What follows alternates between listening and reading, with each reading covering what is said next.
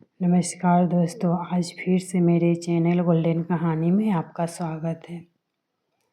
चैत नवरात्रि के दूसरे दिन भक्त तपस्या और भक्ति ज्ञान की देवी माँ ब्रह्मचारिणी की पूजा करते हैं। उनका नाम ब्रह्मा सर्वोच्च ज्ञान और चारिणी अभ्यासी से मिलकर बना है, जिसका अर्थ है आध्यात्मिक ज्ञान के मार्ग पर चलने वाली। वह एक हाथ में जप माला और दूसरे हाथ में कमंडलू यानी जलपात्र धारण किए हुए हैं, जो ध्यान और अनुशासन का प्रतीक है। पूर्व जन्म में ब्रह्मचारिणी देवी ने पर्वतों के राजा हिमालय के घर पुत्री रूप में जन्म लिया था। साथ ही नारद जी के उपदेश से भगवान शिव को पति रूप में प्राप्त करने के लिए घोर तपस्या की थी।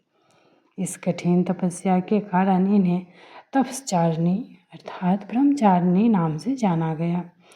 1000 वर्ष तक इन्होंने केवल फल फूल खाकर बिताए और 100 वर्ष तक केवल जमीन पर रहकर शाक पर निर्वाह किया। कुछ दिन तक ठीक कठिन उपवास रखे और खुले आकाश के नीचे वर्षा और धूप के घोर कष्ट सहे। 3000 वर्षों तक टूटे हुए बिलपत्र खाएं और भगवान शंकर की आराधना करती रही। इसके बाद तो उन्होंने सूखे बिलपत्र खाना भी छोड़ दिए। कई हजारों वर्ष तक निर्जल और निराहार रहकर तपस्या करती रही। पत्तों को खाना छोड़ देने के कारण ही इनका नाम अपराना नाम पड़ गया। कठिन तपस्या के कारण देवी का शरीर एकदम क्षीण हो गया।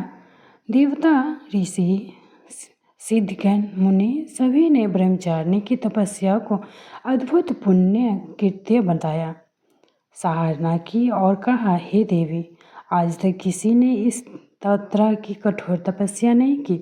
यह आपसे ही संभव थी।